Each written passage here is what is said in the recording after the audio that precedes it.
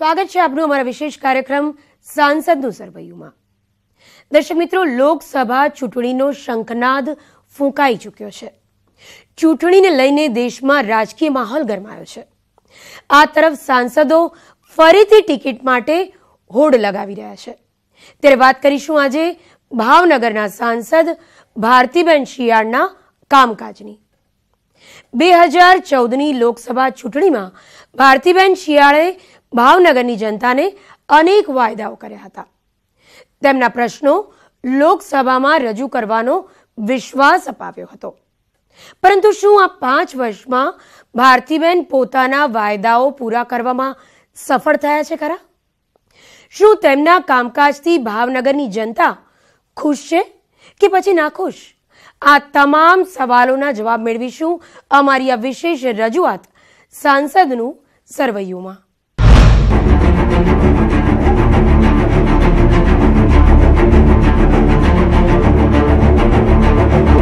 जनता भारोभार रोष है।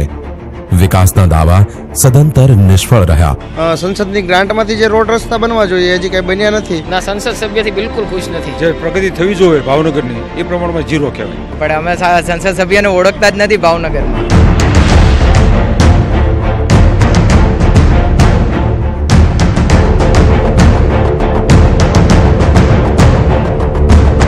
सांसदना सरवैयामां आजे वात छे भावनगरना सांसद भारतीबेन शियाळनी। 2014 में मोदी लहर में स्टेज परथी भावनगरनी भोળી जनताने अनेक ठाला वचनों आप्या, विकासना वायदा पण कर्या, प्राथमिक सुविधाओने प्राधान्य आपवानी बोंग तो पोकारी, परंतु 5 वर्ष में परिणाम शुं?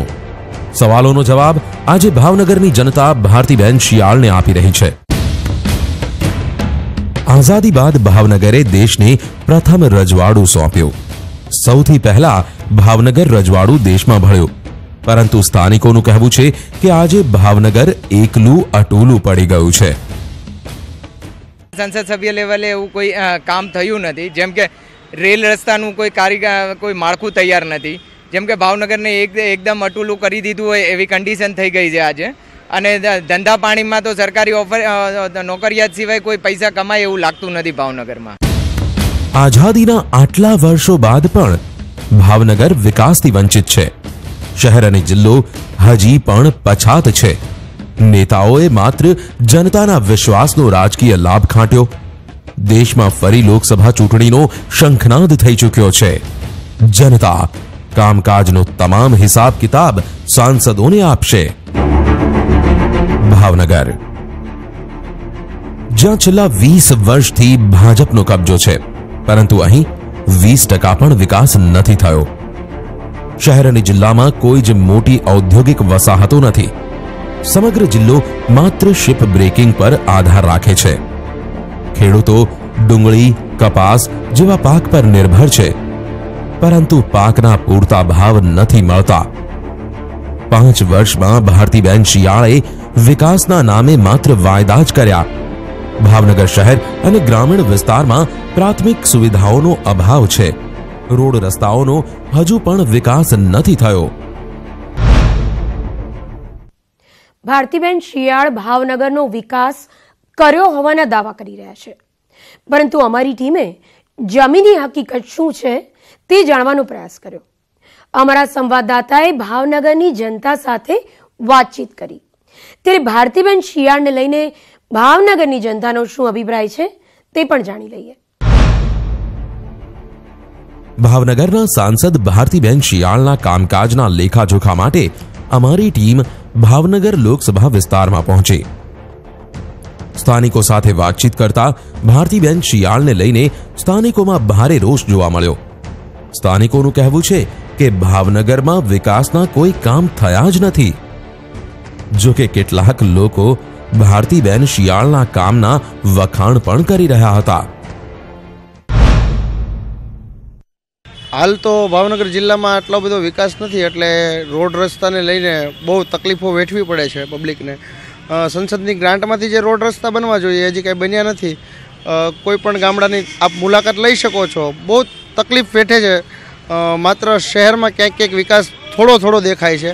બાકી ગ્રામ્ય લેવલે જે વિકાસ થવો જોઈએ કોઈ થયો નથી. વિકાસ કાર્યો દેખાવ પડતા સફળ છે, પણ પાયા સુધી પહોંચતા નથી, એટલે માત્ર કાગળ ઉપર વિકાસ થાય છે એવું કહી શકાય. વિકાસ કાર્યની કોઈ વાત જ મને ખબર નથી પડતી કે કોઈ દિવસ સંસદમાં મેં એને બોલતા સાંભળ્યા નથી. ભાવનગરના વિકાસ વિશેની શું વાત કરી એ મને ખબર નથી. ભાવનગરને ઘોઘા દહેજ ફેરી વારે બંધ થઈ જાય છે. ભાવનગરમાં FM રેડિયો ચાલુ થવાનો તો એ પણ થયો નથી. બીજા અન્ય ઘણા ખાડીનો બ્રિજ જે થવાની વાતો હતી એ પણ થયું નથી. એટલે સંસદ સભ્ય કેન્દ્રમાં અને રાજ્યમાં બંને જ્યારે ભાજપની સરકાર હોય અને સાંસદ પણ ભાજપના હોય ત્યારે ભાવનગરને અધોગતિ તરફની બદલે પ્રગતિ થાય એવા પગલાઓ ભરવા જોઈએ એમ મારું ચોક્કસ માનવું છે. વિકાસ કાર્ય પહેલાં જુઓ, મારા જમાનામાં જોયું કે રોડ એકલે રોડ અને પાણી તો હતું નહીં. પાણી લાવવું ક્યાંથી? એ ઘોઘા જુઓ તમે. હજુ ઘોઘા જે છૂટા હતા એ આની પર પાણી પર છૂટતા હતા અને હારતા હતા પાણી પર. આ લોકો જો આ લોકો આવ્યા તો એને પાણીની વ્યવસ્થા હારામારી કરી છે. પાણી, રોડ, લાઇટ અંડરગ્રાઉન્ડ છે. ચારે બાજુ જવાના રસ્તા બધાને બધે છે. સીસી કેમેરા અત્યારની હાલની સ્થિતિમાં મૂકવા અધ્યક્ષ મૂકે છે. સ્થાનિકોનું કહેવું છે કે રાજ્યમાં અને કેન્દ્રમાં ભાજપની સરકાર છે, તેમ છતાં છેલ્લા 25 વર્ષથી ભાવનગરનો કોઈ વિકાસ નથી થયો. સંસદ સભ્યથી ખુશ જ છું, પણ સંસદ સભ્યએ હજુ ઘણા બધા કામો કરવાના બાકી છે. હું 10માંથી એને 8.5 માર્ક આપીશ. વિકાસના કાર્યમાં હજી ભાવનગર હજી ઘણું પાછળ છે. જે આગળ વધી રહ્યું છે એ દિશામાં હજુ ઘણું આગળ વધવાનું બાકી છે. એટલે જો વિકાસના કામો જે થઈ રહ્યા છે એની જો ઝડપ વધે તો વધારે ને વધારે સારું ભાવનગર વિકાસ પામી શકે. વિકાસ કાર્યની કોઈ વાત જ મને ખબર નથી પડતી કે કોઈ દિવસ સંસદમાં મેં એને બોલતા સાંભળ્યા નથી. ભાવનગરના વિકાસ વિશેની શું વાત કરી એ મને ખબર નથી. ભારતીબેન શિયાળના કામકાજથી મહદઅંશે લોકોમાં નારાજગી જોવા મળી છે.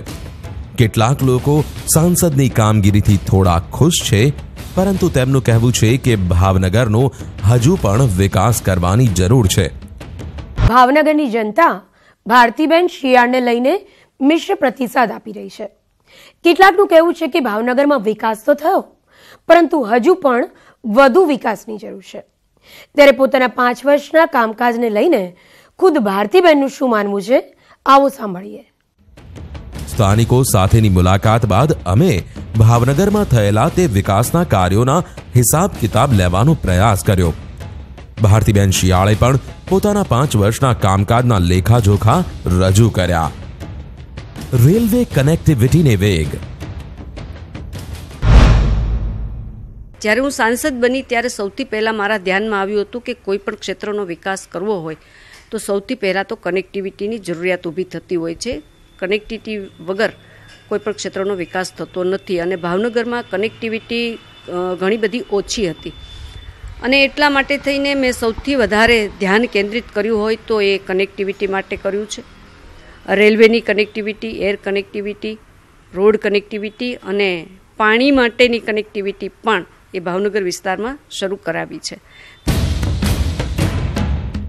આયુર્વેદ કોલેજ ફરી શરૂ કરાઈ. એ સિવાય ભાવનગરની જે એકમાત્ર આયુર્વેદ કોલેજ છે એ પણ બંધ થવાના આરે હતી. કોઈને કોઈ ટેકનિકલ કારણોસર એ દર વર્ષે બંધ થતી હતી. એના ઇન્સ્પેક્શનમાં એ રિજેક્ટ થતી હતી. તો એના માટેના જે પ્રયત્નો હતા એ સફળ રહ્યા છે અને ભાવનગરની આયુર્વેદ કોલેજને 5 વર્ષ સુધીની પરમિશન આપી દેવામાં આવી છે, જેથી કરીને દર વર્ષે જે બંધ થતી હતી એ બંધ નહીં થાય અને જે ભાવનગરની આયુર્વેદ કોલેજની જે 30 સીટ હતી એને સીધો વધારો કરીને એટલે કે 30 બીજી વધારીને 60 સીટ એ આયુર્વેદ કોલેજમાં થઈ છે, જેથી કરીને ભાવનગરના વિદ્યાર્થીઓને, બોટાદના વિદ્યાર્થીઓને એનો સીધો લાભ મળવાનો છે. નેશનલ હાઈવેની કામગીરીને વેગ. ભારતીબેન શિયાળનું કહેવું છે કે ગુજરાતને 1600 કિલોમીટર લાંબો દરિયા કિનારો મળ્યો છે.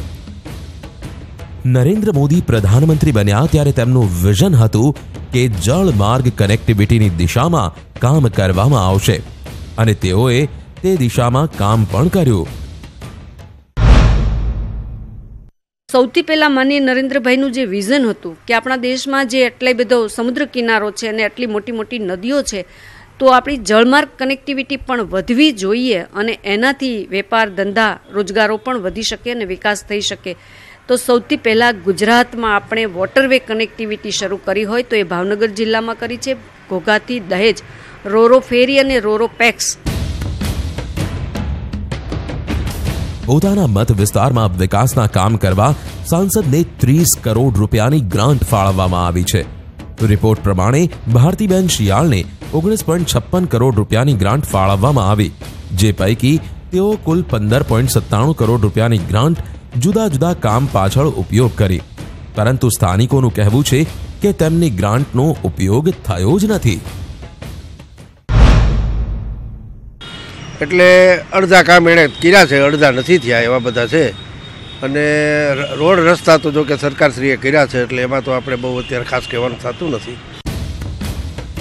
સાંસદ તરીકે ભારતીબેન શિયાળે ભાવનગરનું ફરિયાદકા, પાલીતાણાનું રાણપરડા અને તળાજાના સખવદર ગામનો સમાવેશ થાય છે.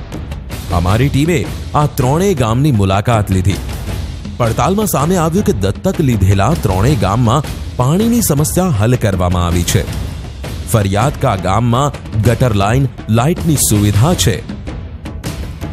જો કે નાની મોટી સમસ્યાઓ હજુ પણ છે. ભારતીબેન શિયાળે દત્તક ગામના વિકાસ પાછળ ખર્ચ કર્યો છે.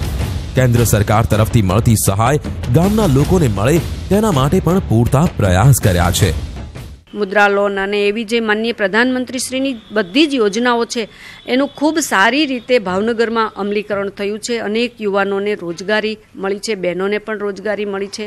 પ્રધાનમંત્રી કૌશલ વિકાસ યોજના અંતર્ગત આપણે કૌશલ્ય કેન્દ્રો પણ શરૂ કર્યા છે, જેમાં વિવિધ પ્રકારના કોર્સિસ ચાલુ છે. યુવાનો અત્યારે ટ્રેનિંગ પણ લઈ રહ્યા છે, રોજગાર મેળવી રહ્યા છે. સાથે સાથે વર્ષો જૂની ભાવનગરની જે માગણી હતી અને જરૂરિયાત હતી, પાસપોર્ટ સેવા કેન્દ્ર, જે એના માટે થઈને આપણે 200 કિલોમીટર દૂર રાજકોટ અને અમદાવાદ જવું પડતું હતું. સમય, શક્તિ અને સંપત્તિ ત્રણેયનો વ્યય થતો હતો. તો ભાવનગર ખાતે પોસ્ટ ઓફિસ ખાતે આપણે પાસપોર્ટ સેવા કેન્દ્ર શરૂ કર્યું છે અને ખૂબ સારી રીતે અત્યારે લોકો એનો લાભ લઈ રહ્યા છે. આ તરફ દત્તક ગામના સ્થાનિકો ભારતીબેન શિયાળની કામગીરીના વખાણ કરી રહ્યા છે. અને ભારતીબેને આ ગામ દત્તક લીધું, બધાય કામ થઈ ગયા છે, પણ એક કામ બાકી રહ્યું છે. એ ભારતીબેને અમને કીધું હતું કે જે કામ કાંઈ બાકી હોય એ મને તમે કહેજો, એટલે હું બધું કરાવી દઈશ. એક અમારા ગટરનું કામ છે, એ ગટરનું કામ અત્યારે અમે હાથ ઉપર લીધું છે અને એનું કામ અમારે ચાલુ છે અત્યારે. અને તળાવ ઊંડા થઈ ગયા છે, એક એવો રોડ બાકી નથી થયો આરસીસી કે બ્લોક વિનાનો. પછી સાંસદ આદર્શ ગામ લીધા પછી નવા રોડ થઈ ગયા, બ્લોકના બધી બજારોમાં બ્લોક આવી ગયા છે. પાણીની આસમાની યોજના આખી બહારી, પછી છંપ બનાવ્યા પાણીના, અને ઘરે ઘરે બધી જગ્યાએ નળ અપાવી દીધા છે. આદર્શ ગામ જ્યારે લીધું પછીની ઘણી સુવિધાઓ થઈ, રસ્તા સારા થયા છે, પણ એક પાણીની સુવિધામાં થોડુંક જે નર્મદાનું મીઠું પાણી આવવું જોઈએ એ નથી આવતું. ચૂંટણી પહેલા કરેલા વાયદા જીત બાદ પૂરા કરવાના હોય છે. પોતાના મત વિસ્તારની સમસ્યાઓ લોકસભામાં સરકાર સમક્ષ રજૂ કરી તેને હલ કરવાની હોય છે. પરંતુ ચૂંટણીમાં જીત બાદ કેટલાક સાંસદો ના તો પોતાના મત વિસ્તારમાં ફરકે, ના તો તેમની સમસ્યાને વાચા આપે છે. ભારતીબેન શિયાળ, જેઓ 5 વર્ષથી ભાવનગરના સાંસદ તરીકેની જવાબદારી સંભાળી રહ્યા છે. 5 વર્ષમાં લોકસભાની તેમની કામગીરી પર નજર કરીએ તો ભારતીબેન શિયાળની લોકસભામાં હાજરી 94% રહી. લોકસભામાં ચર્ચા દરમિયાનના 33 વખત ભાગ લીધો. સાથે સંસદના સત્ર સમયે તેઓ 179 જેટલા સવાલો પણ તેમણે પૂછ્યા. ભાવનગરની જનતા ભારતીબેન શિયાળના કામકાજથી નારાજ છે. જો કે દત્તક ગામમાં તેઓએ સારા વિકાસના કામ કર્યા છે. 5 વર્ષમાં ભારતીબેને ભાવનગરના વિકાસ માટે પ્રયાસ તો કર્યા, પરંતુ હજુ તેઓ સફળ નથી થયા. સાંસદ તરીકેના પોતાના 5 વર્ષના કાર્યકાળને લઈ ખુદ ભારતીબેન શિયાળ શું કહી રહ્યા છે તે પણ સાંભળીએ. મારા સાંસદ કાળના 5 વર્ષ પૂરા થવા જઈ રહ્યા છે. એનો એક આનંદ પણ છે, કામ કર્યાનો સંતોષ પણ છે. સમગ્ર દેશમાં જ્યારથી માનનીય નરેન્દ્રભાઈ વડાપ્રધાન બન્યા છે અને ભારતીય જનતા પાર્ટીનું શાસન આવ્યું છે, ત્યારેથી સમગ્ર દેશમાં સબકા સાથ સબકા વિકાસ ખરેખર સૂત્ર ચરિતાર્થ થયું છે. દરેક ક્ષેત્રનો વિકાસ થયો છે અને એની સાથે સાથે ભાવનગર લોકસભા વિસ્તારમાં પણ ભાવનગર જિલ્લા અને બોટાદ જિલ્લાના લગભગ દરેક ક્ષેત્રોનો વિકાસ થઈ રહ્યો છે. મારા કાર્યકાળ દરમિયાન મને સંતોષ એ વાતનો છે કે ઘણા બધા એવા કામો કે જે હું મારા કાર્યકાળ દરમિયાન કરી શકી છું ભાવનગરની જનતા માટે થઈને. હજી બધું જ પૂરું થયું છે એવું નથી, ઘણું બધું કરવાનું બાકી પણ છે, કારણ કે આ એક વિકાસની યાત્રા છે અને આ યાત્રા સતત ચાલુ રહેવાની છે. ભારતીબેન શિયાળનું કહેવું છે કે હજુ પણ ભાવનગરમાં અનેક વિકાસના કાર્યો કરવાના છે. હજુ પણ કનેક્ટિવિટી વધારવાની અને તે દિશામાં પ્રયાસો પણ કરવામાં આવી રહ્યા છે. વિકાસની યાત્રા છે, હજી અનેક કામો છે એ ભાવનગરના લોકો માટે કરવાના બાકી છે. ભાવનગરના લોકોની જરૂરિયાત પણ છે. હજી કનેક્ટિવિટીની ખૂબ જરૂરિયાત છે. કનેક્ટિવિટી વધે એવા પ્રયત્નો કરવા જોઈએ અને ખાસ કરીને યુવાનો અને મહિલાઓને રોજગારી મળે એ માટે થઈને નાના મોટા ઉદ્યોગો છે એ ભાવનગરમાં આવવા જોઈએ. ઘણા બધા આવ્યા છે પણ હજી ઘણી બધી સંભાવનાઓ છે ભાવનગર માટે, તો એ ઉદ્યોગો પણ આવવા જોઈએ. ખેડૂતો માટે થઈને એકાદી અને વિદ્યાર્થીઓને ટ્રેનિંગ મળે એ માટે એકાદી કૃષિ કોલેજ, કારણ કે ભાવનગર છે એ મોટાભાગે ખેતી પ્રધાન લોકો અહીંયા વસે છે, ત્યારે કૃષિ માટે પણ હજી ઘણી બધી સંભાવનાઓ છે. ખેડૂતો માટે પણ હજી ઘણું બધું કરવા જેવું છે. આઝાદી બાદ ભાવનગર પ્રથમ રજવાડું હતું જે સૌ પ્રથમ વખત ભારતમાં ભળી ગયું હતું, પરંતુ સ્થાનિકોનું કહેવું છે કે આજે પણ ભાવનગર પછાત છે. આઝાદી બાદ 1962માં ભાવનગર લોકસભા અસ્તિત્વમાં આવી, જ્યાં અત્યાર સુધી 15 ચૂંટણીઓ યોજાઈ છે. ત્યારે એક નજર નાખીએ ભાવનગરના રાજકીય સમીકરણો પર.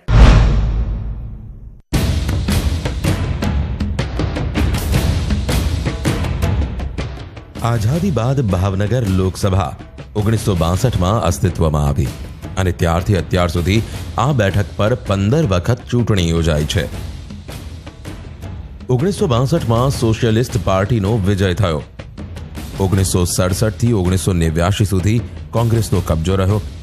1991 થી 2014 સુધી સતત ભાજપનો ભગવો લહેરાયો. ભાવનગરમાં સૌથી વધારે હિન્દુ આબાદી છે. બંને રાજકીય પાર્ટી જાતિગતના આંકડાના આધારે પોતાના ઉમેદવારોને ટિકિટ ફાળવે છે.